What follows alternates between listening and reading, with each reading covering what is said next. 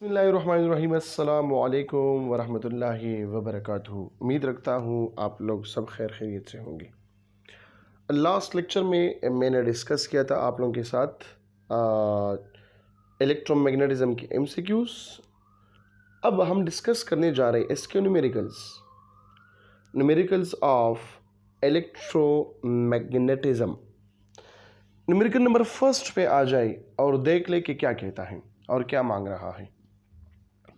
कहता है at what distance, अच्छा मांग रहा है, डायरेक्ट मांग रहा है, अजीब बात है। At what distance from a long straight wire carrying a current of 10 ampere is the magnetic field is equal to earth magnetic field of 5 multiply by 10 power minus 5। कहता है कि आप डिस्टेंस मालूम करें, एक लॉन्ग स्ट्रेट वायर है। अब बताते हैं कि इसमें करंट कितना फ्लो करता है, 10 एम्पेयर, ठीक है। और इसके मैग्नेटिक फील्ड बराबर है मैग्नेटिक फील्ड ऑफ अर्थ। तो आप लोग पहले यहाँ पर क्या लिखें, पहले आप लोगों का काम ये है कि गिवन डेटा लिखें। गिवन डेटा में करंट पहले नंबर पे है, 10 एम्पेयर है, ठीक है जनाब। मैग्नेटिक फील्ड दूसरे नंबर पे है, कितना है, 5 multiply by 10 power minus 5 Tesla है। यहाँ पे एक चीज़ मैं और भी गिवन लेता हूँ जो आप लोगों को पता भी है। परमेबिलिटी ऑफ फ्री स्पेस कितना है, 4 pi multiply by 10 power minus 7 weber per metre per ampere. Required क्या है जनाब, रिक्वायर्ड है कि आप मालूम करें डिस्टेंस, आर मालूम करें, ठीक है। यूजिंग फार्मूला, कौन सा फार्मूला का इस्तेमाल आप लोग करेंगे, as we noted from Ampere's law. Ampere's law से आप लोगों को पता है कि मैग्नेटिक फील्ड बराबर है mu naught I divided by 2 pi R. तो यहाँ से आर का वैल्यू क्या आ जाएगा, R is equal to mu naught times I divided by 2 pi N two B. ये आ गया। जब ये आ गया सिंपली इसमें क्या करें, वैल्यूज पुट करें। पुटिंग द वैल्यूज अब गिवन है, कौन कौन से हैं। म्यू नॉट का वैल्यू है 4 pi multiply by 10 power minus 7, आई का वैल्यू है 10 एम्पेयर, 2 मल्टीप्लाई बाई 3.14, बी का वैल्यू भी आप लोगों को मालूम है। तो जल्दी से आप लोग आर का वैल्यू निकालें, 4 pi multiply by 10 power minus 7 multiply by 10 divided by 2 multiply by 3.14 multiply by 5 multiply by 10 power minus 5। अब इसको सॉल्व करें, आंसर आ जाएगा 0.04 मीटर,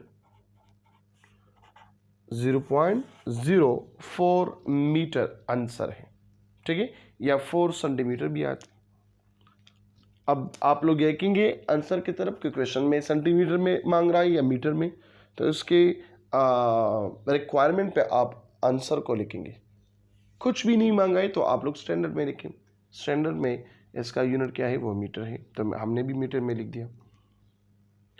न्यूमेरिकल नंबर 2 की तरफ आ जाए। न्यूमेरिकल नंबर 2 क्या है, कहता है a long solenoid having 1000 turns uniformly. अब बताता है, ठीक है। A long solenoid having 1000 turn uniformly distributed over a length of 0.5 metre produce a magnetic field of 2.5 multiply by 10 power minus 3 tesla at the centre, find the current in the solenoid. पहले इसने बताया, फिर ये पूछ रहा है, मांग रहा है। इसने क्या बताया, कहता है 0.5 एक लॉन्ग वायर है, ये बताता है। एक लॉन्ग वायर है जिसमें नंबर ऑफ टर्न्स कितने हैं, 1000 है। अब मैं तो 1000 नहीं बना सकता, लेकिन आप लोग सपोज करें ये 1000 है। क्या है, 1000 टर्न्स मैंने बना दिया। लेंथ इसका कितना है, लेंथ है 0.5 मीटर है। इसमें जो मैग्नेटिक फील्ड पैदा हो गया है अकॉर्डिंग टू द एग्जामिनर वो है 2.5 मल्टीप्लाई बाय 10⁻³ टेस्ला है। अब ये मैग्नेटिक फील्ड किसके वजह से पैदा हुआ है, ये तो करंट की वजह से पैदा हुआ है, करंट की वजह से पैदा हुआ है। अब ये कहता है कि आप ये करंट मालूम करें कि ये करंट जो फ्लो करता है, फ्लो ऑफ चार्जेस इसमें होते हैं, वो कितना है। ठीक है, हो जाएगा इंशाल्लाह। तो यहाँ पर लिख के गिवन डेटा पे आप लोग नंबर 1 लिखे, नंबर ऑफ टर्न्स ये है 1000, फिर लेंथ कितना है 0.5 मीटर है, फिर मैग्नेटिक फील्ड कितना है 2.5 मल्टीप्लाई बाय 10⁻³ टेस्ला है। मालूम क्या करना है, करंट मालूम करना है। तो देखो required data, data is current, current मांग रहा है। Again this numerical is based on Ampere's law, ये न्यूमेरिकल एम्पेयर्स लॉ पर है। ठीक है, तो सॉल्यूशन में हम लिखेंगे यूजिंग फार्मूला, आप लोग कंप्लीट नाम लिखे। ठीक है, ऐसा ना हो कि एग्जामिनर को समझ नहीं आए कि यूएफ का मतलब क्या है। सो यूएफ मीन यूजिंग फार्मूला।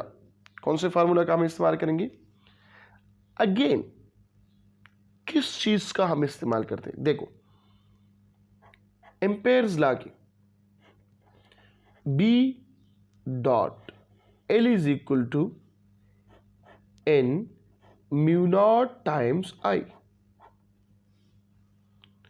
या इसको हम लिखते हैं B इज इक्वल टू, ये थोड़ा सा इसका मैं डेरिवेशन करता हूं। ठीक है, N divided by L into mu naught times I। अब N डिवाइड बाय L क्या है, नंबर डेंसिटी है, नंबर पर यूनिट लेंथ। तो यहां पे मैं लिखता हूं B is equal to N mu naught times I। कुछ फर्क पड़ गया, नहीं पड़ा। तो अब करंट का वैल्यू क्या होगा, करंट का वैल्यू है B divided by N into mu not. यह हमारा फार्मूला बन गया। ठीक है, अब फार्मूले में एक चीज मैंने पुट किया है N का वैल्यू क्या है, number of turn divided by length. Number of turn भी मौजूद है और लेंथ भी मौजूद है, दोनों का वैल्यू लगाएंगे। सो कैलकुलेशन पे आ जाए।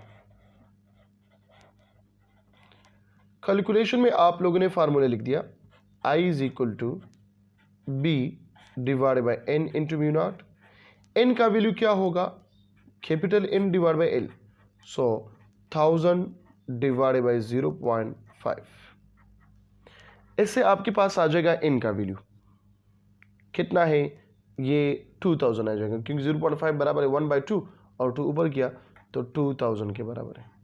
वैल्यू पुट करें आप, करंट आ जाएगा क्या, B कितना है, ये है 2.5 multiply by 10⁻³ divided by N कितना है 2000 है।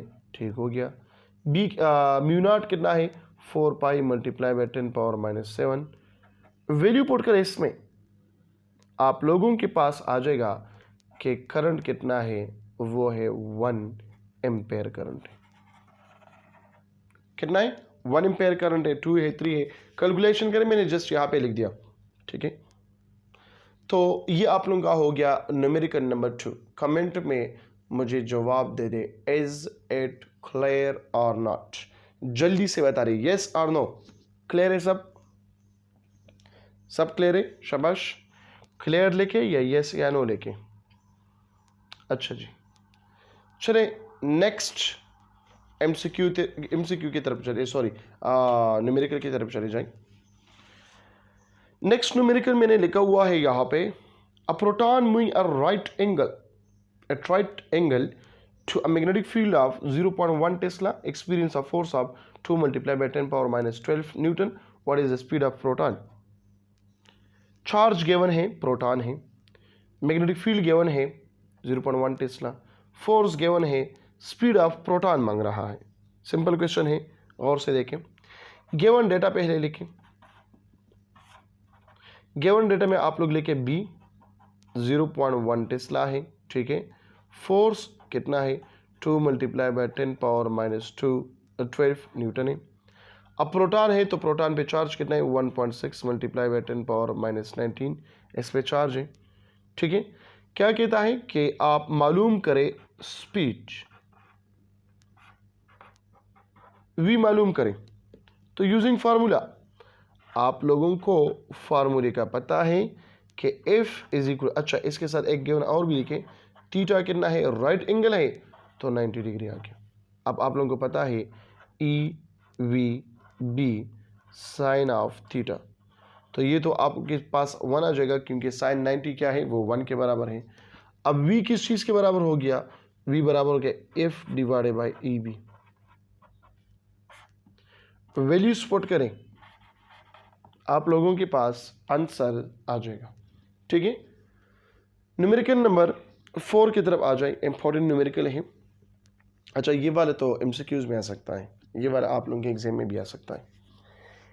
कहता है, गौर से सुने, इन 8 मेगा इलेक्ट्रॉन वोल्ट, गौर से सुने, इन 8 mega electron volt proton enter perpendicular into a uniform magnetic field of 2.5 Tesla.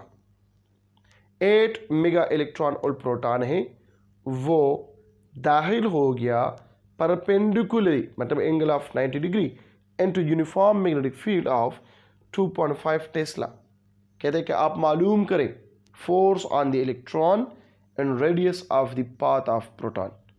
Radius मालूम करें और क्या मालूम करें, फोर्स मालूम करें। तो क्या करना चाहिए,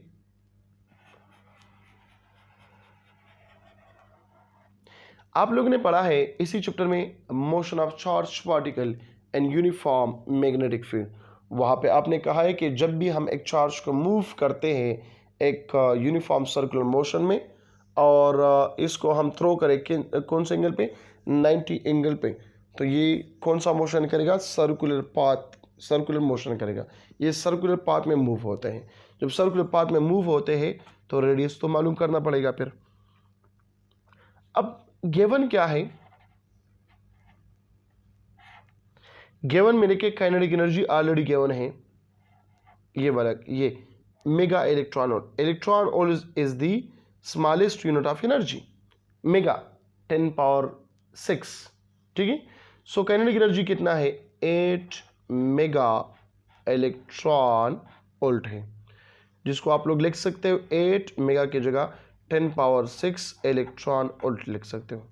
ये आ गया काइनेटिक एनर्जी, ठीक हो गया। अब क्या करना है, इसके बाद जॉल में कन्वर्ट करना है, जॉल में कन्वर्ट करें। मेगा इलेक्ट्रॉन वोल्ट में लिखते होते, इलेक्ट्रॉन वोल्ट में लिखे, आप लोगों की मर्जी है। लेकिन अगर हम इसको जॉल में कन्वर्ट करें तो मेरे ख्याल में ये अच्छी बात होगी। 10⁻6 1 इलेक्ट्रॉन वोल्ट बराबर है 1.6 मल्टीप्लाई बाई 10⁻−19 जॉल। चैप्टर नंबर 1 में आप लोगों ने पढ़ा है इलेक्ट्रोस्टैटिक में, मतलब चैप्टर नंबर 11 में इलेक्ट्रोस्टैटिक में इलेक्ट्रॉन वोल्ट, और आप लोगों ने वहाँ पे प्रूव किया है कि 1 इलेक्ट्रॉन वोल्ट ये बराबर है 1.6 मल्टीप्लाई बाई 10⁻−19, ठीक है। तो यहाँ पे मैंने वो लिख दिया, ये आ गया काइनेटिक एनर्जी। अब इसमें दूसरा जो चीज़ गिवन है वो मैग्नेटिक फील्ड है, तो मैं यहाँ पे लिखता हूँ मैग्नेटिक फील्ड कितना है 2.5 टेस्ला है, लिख दिया जी। जब ये आपने लिख दिया, अब प्रोटॉन मोशन करते हैं तो चार्ज ऑन प्रोटॉन ये कितना है 1.6 मल्टीप्लाई बाई 10⁻−19, ठीक है। मास ऑफ प्रोटॉन ये बराबर है 1.67 मल्टीप्लाई बाई 10⁻−27 kg, ठीक है। रिक्वायर्ड क्या है, रिक्वायर्ड डेटा, ये न्यूमेरिकल इंतहाई इंपॉर्टेंट है, इस वजह से बिल्कुल स्लो पढ़ा रहा हूँ, ठीक है, कि आप लोगों को अच्छी तरीके से समझ आ जाए। रिक्वायर्ड है फोर्स, और दूसरा क्या है, रेडियस। ये दो चीज़ मालूम करना है। जब ये दो चीज़ें मालूम करना है तो आप लोग इस्तेमाल करेंगे कौन से फार्मूले इसके, यूजिंग फार्मूलास। कौन से फार्मूला हम इस्तेमाल करेंगे, आप लोगों को पता है बेहतर। F is equal to EVB sine of theta. Already angle कितना है, वो 90 डिग्री है, परपेंडिकुलर है तो 90 डिग्री हो गया। और दूसरा जो फार्मूला यूज करना है रेडियस के लिए तो वो है R is equal to mv² divided by f। अब गौर से देखें, इस फार्मूले को कंपेयर करें गिवन डेटा के साथ। ऐसा कोई मिसिंग टर्म तो नहीं है जो गिवन नहीं है। देखते, E है, हाँ जी, B है, हाँ जी, एंगल है, हाँ जी, V है, नहीं है। इसमें R तो मालूम करना है, M है, हाँ जी, V है, नहीं है, F है, तो यहां से हम मालूम करेंगे। मतलब दोनों में एक कॉमन चीज अननोन है जिसको हम कहते हैं वेलोसिटी। वेलोसिटी दोनों में अननोन है तो पहले हम फाइंड करेंगे वेलोसिटी, फिर हम आ जाएंगे फोर्स और R की तरफ। तो for finding the velocity, velocity को हम मालूम करेंगे तो वेलोसिटी किस तरह मालूम करेंगे। देखो, आप लोगों को पता है काइनेटिक एनर्जी किस चीज के बराबर है, 1/2 mv² के बराबर है कि नहीं है। जब इसके बराबर है तो v किस चीज के बराबर होगा, v² बराबर होगा 2 of kinetic energy divided by m। अब काइनेटिक एनर्जी तो हमें पता है कि ये बराबर है इसका वैल्यू, इससे वैल्यू निकाले, तकरीबन इससे वैल्यू आ जाएगा 1.28 मल्टीप्लाई बाय 10⁻⁻12 जूल। आप लोग सॉल्व करें तो यह आ जाएगा। मास गिवन है 1.67 मल्टीप्लाई बाय 10⁻⁻27। ठीक है। अब ये तो वेलोसिटी स्क्वायर है, वेलोसिटी स्क्वायर है। आप लोग इसको सॉल्व करें बेटा तो इससे आ जाएगा 15.33 multiply by 10⁻14 metre per second. ये वेलोसिटी स्क्वायर आ गया, तो यह मीटर स्क्वायर पर सेकंड स्क्वायर होगा। अब देखो, इसको आप लोग क्या करें, इस पे आप लोग अंडर रूट ले ले, taking under root on both side. मैं डायरेक्ट लिखता हूं, वेलोसिटी आपके पास आ जाएगा 3.915 multiply by 10⁻7 metre per second, या मैं कहता हूं कि 4 multiply by 10⁻7 metre per second इसका वेलोसिटी आ गया। अगर राउंड अप करते हैं, वेलोसिटी आ गया, बात खत्म। अब हम अपने क्वेश्चन की तरफ आते हैं जो मांग रहा है F is equal to EVB sine theta. Force मालूम करना है, ठीक है। E गिवन है, V गिवन है, B गिवन है, साइन थीटा ऑलरेडी है। तो F is equal to E कितना है 1.6 मल्टीप्लाई बाय 10⁻⁻19, V कितना है 3.9 मल्टीप्लाई बाय 10⁻7, B गिवन है कितना है ये वाला है 2.5, और साइन 30 थीटा कितना है 90 डिग्री है, और साइन 90 बराबर है 1 के। तो फोर्स मालूम करें भैया, इसको जब आप लोग कैलकुलेट करें तो इससे आंसर आ जाएगा 1.6 मल्टीप्लाई बाय 10⁻⁻11 न्यूटन आ जाएगा। ये आप लोगों का फोर्स है। अब सेकंड नंबर पे जो फाइंड करना है वो R मालूम करना है, तो मालूम करें। देखो, R is equal to mv² divided by f। Value put करें, R is equal to m कितना है 1.67 मल्टीप्लाई बाय 10⁻⁻27, v कितना है ऑलरेडी है 3. या v² है तो v² यहां से लिखो 15.33 मल्टीप्लाई बाय 10⁻14 होल स्क्वायर। इसको आप लोग सॉल्व करें, ठीक है। डिवाइड बाय f कितना है 1.6 मल्टीप्लाई बाय 10⁻⁻11। R मालूम करें, इससे आ जाएगा 0.17 मीटर। ठीक है, इज इट क्लियर? तो आप लोग पहले वेलोसिटी मालूम करें, फिर फोर्स मालूम करें, फिर रेडियस मालूम करें। इंपॉर्टेंट न्यूमेरिकल है फॉर एग्जामिनेशन। ठीक है, कमेंट में जल्दी जल्दी बताएं, इज इट क्लियर और नॉट। क्लियर है तो क्लियर लिख के या यस लिख के, क्लियर नहीं है अगर कोई क्वेश्चन है तो वो भी आप लोग कमेंट में ही बता दें कि कहाँ पे मसला है, कि वो दोबारा से मैं एक्सप्लेन करूँ। क्लियर है? सबको क्लियर है? ठीक है, चलिए जी जाते हैं नेक्स्ट न्यूमेरिकल की तरफ। नेक्स्ट न्यूमेरिकल हमारा क्या है?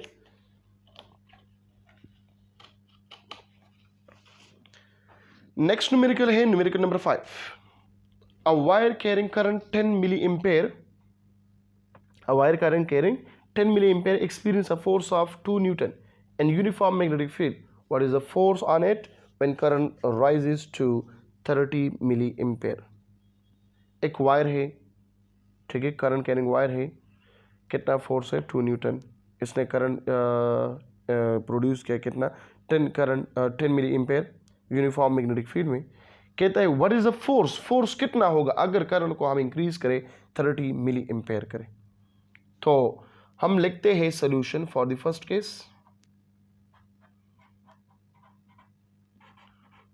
For the first case,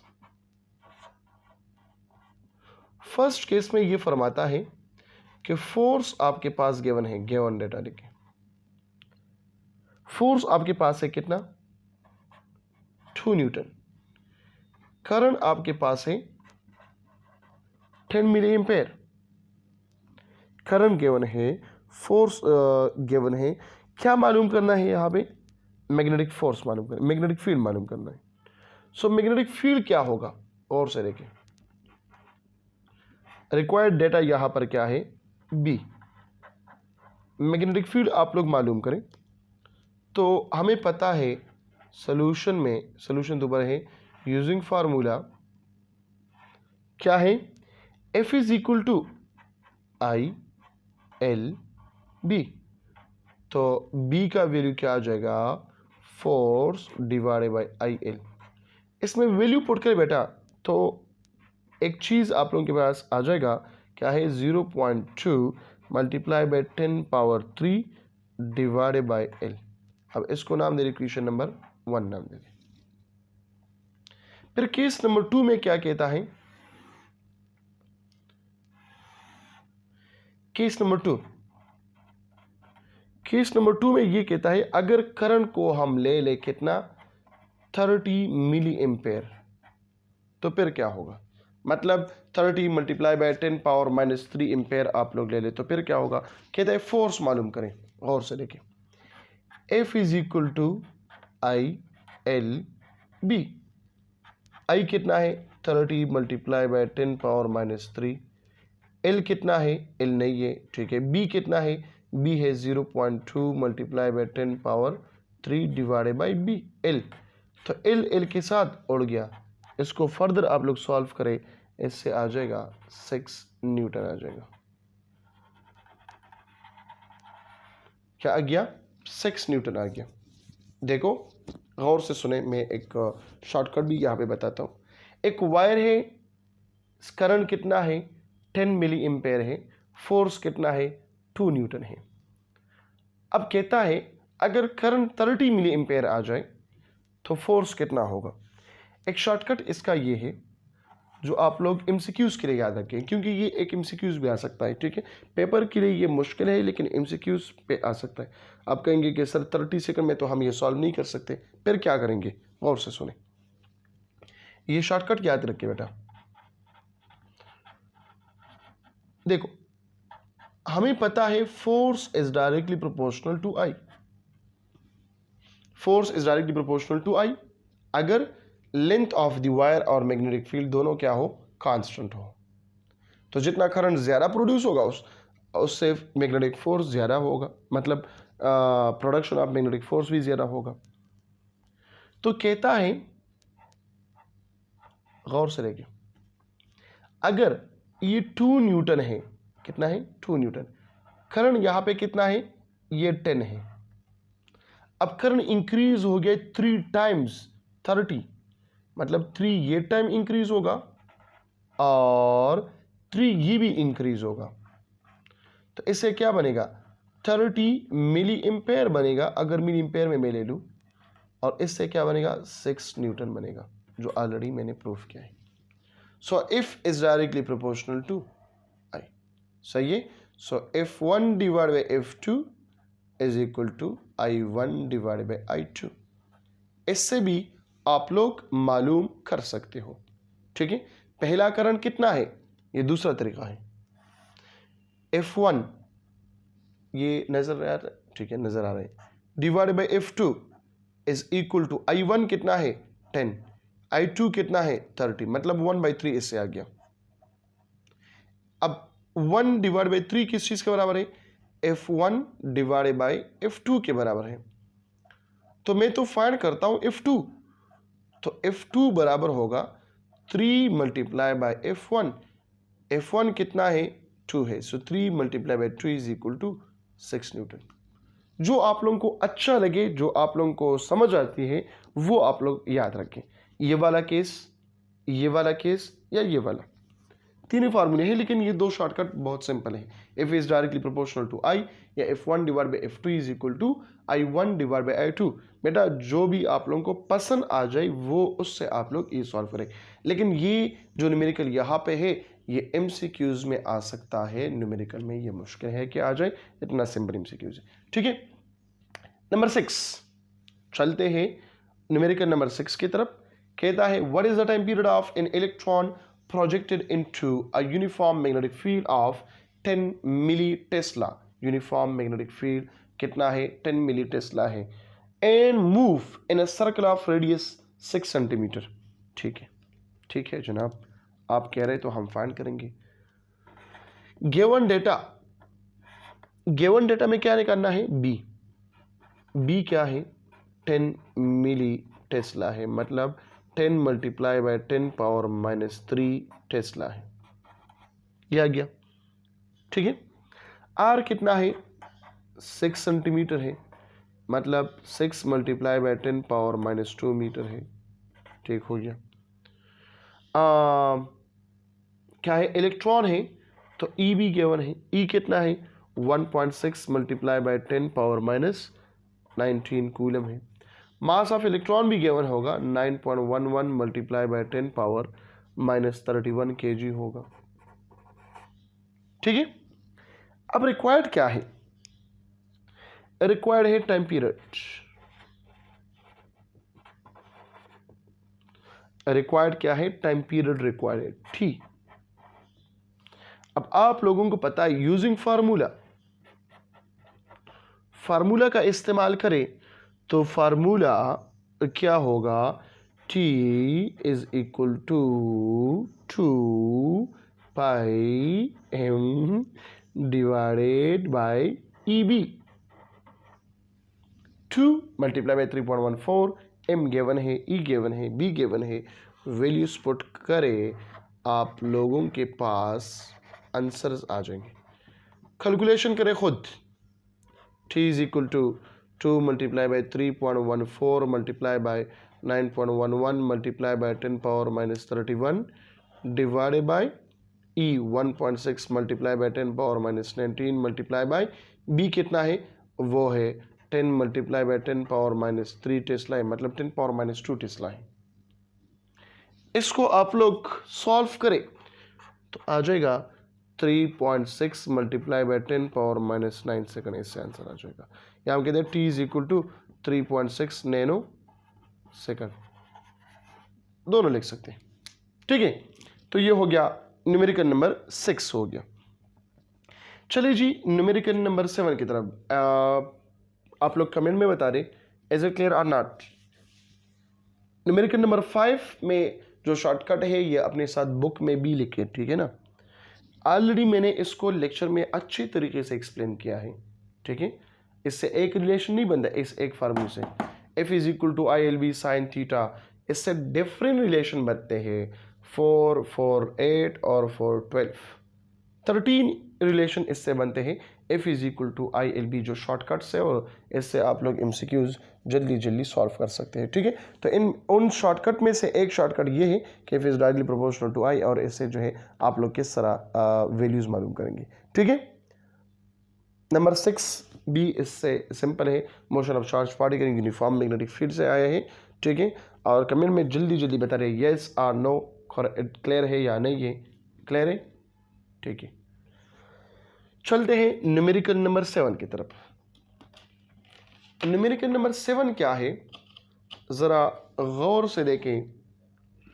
numerical number 7 में मैंने, अच्छा यहाँ पे तो कुछ भी नहीं है, चले बुक को ओपन करें और सब्र करें कि मैं बुक को ओपन करूं। अच्छा, बुक ओपन करें, पेज नंबर 145 को ओपन करें, 145, पेज नंबर 145। ठीक है, 145 पेज है, न्यूमेरिकल नंबर 7 है। कहता है a 0.2 meter wire is bent into a circular shape and is placed in uniform magnetic field of 2 Tesla. If the current in the wire is 20 milliampere, then find the maximum torque acting on the loop. Torque on a current carrying loop. Torque तो क्या होगा इसमें? देखो, given data पहले लिखें। ये कहता है लेंथ है 0.2 मीटर, ठीक हो गया। m है मास, जो है मास ऑफ इलेक्ट्रॉन, वो है 9.11 मल्टीप्लाई बाय 10 पावर -31 kg, ठीक हो गया। मैग्नेटिक फील्ड मौजूद है, 2 टेस्ला है, सही है। करंट है कितना है, वो भी गिवन है, 20 मिली एम्पेयर है, जो बराबर है 20 मल्टीप्लाई बाय 10 पावर -3 एम्पेयर। और रिक्वायर्ड क्या है, कहता है आप टॉर्क को मालूम करें। टॉर्क,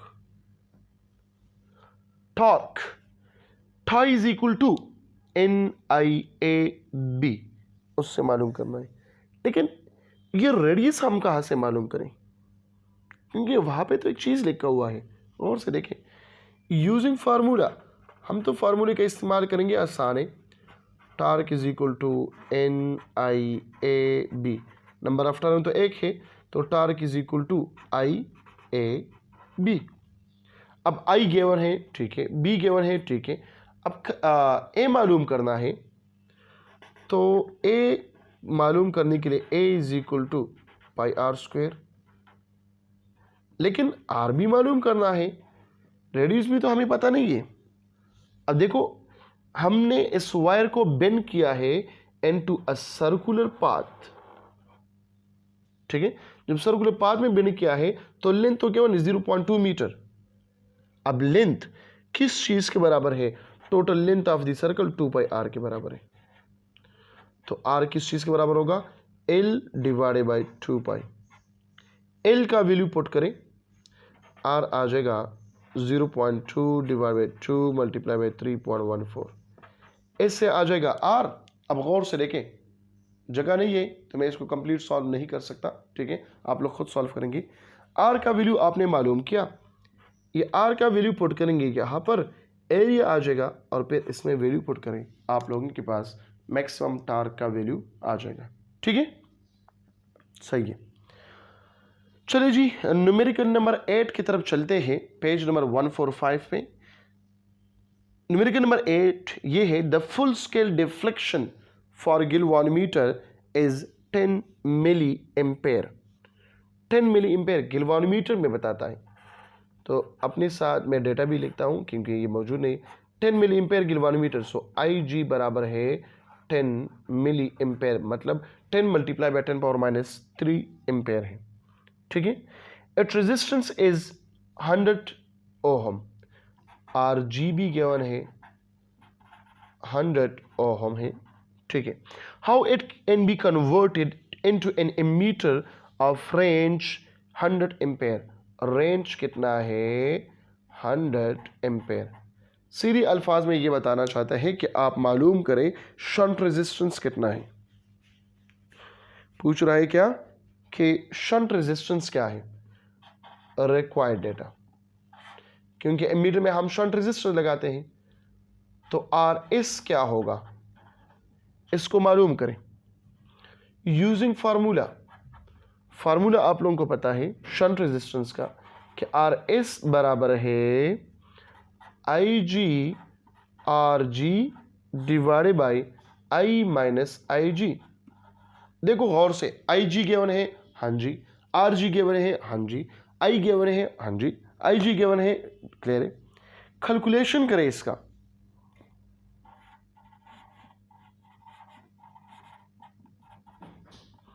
कैलकुलेशन करें और फिर लास्ट में लिखे रिजल्ट।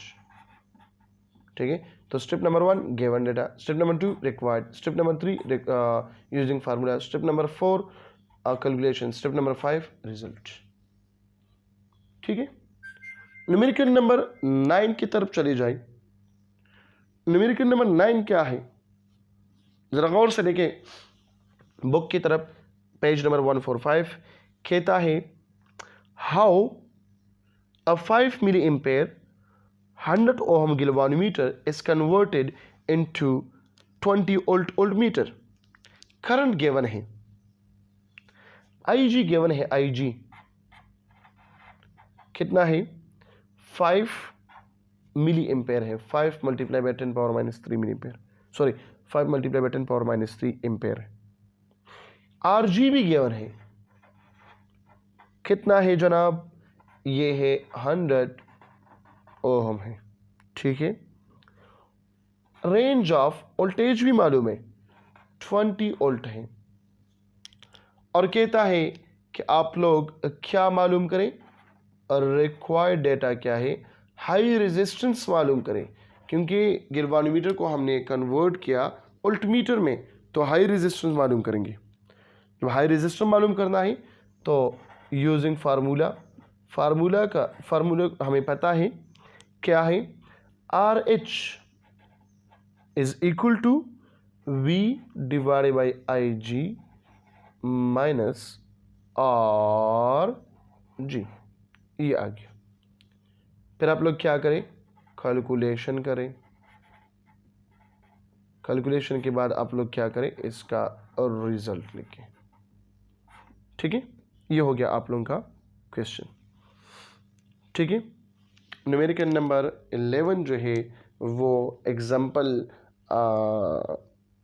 नंबर 13.3 की तरह है, तो आप लोग देख ले एग्जैक्टली उसी तरह है, लेकिन सिर्फ और सिर्फ फ़र्क ये है कि वहाँ पे माइनस था और यहाँ पर क्या है, ये है प्लस। एग्जाम्पल नंबर 13.3, ठीक है, उसी तरह है। तो इज़ इट क्लियर और नॉट, कमेंट में बता दें। ये तमाम न्यूमेरिकल्स जो मैंने आज के लेक्चर में आप लोगों के साथ डिस्कस किया, ये क्लियर है या क्लियर नहीं है, कौन सा क्लियर नहीं है वो भी बता दें, कौन सा पॉइंट क्लियर नहीं है वो भी बताएं। अगर क्लियर है तब भी बताएं कि सर ये क्लियर है। ठीक है, तो मिलते हैं इंशाल्लाह नेक्स्ट लेक्चर में, जिसमें मैं डिस्कस करूँगा चैप्टर नंबर 4 के MCQs।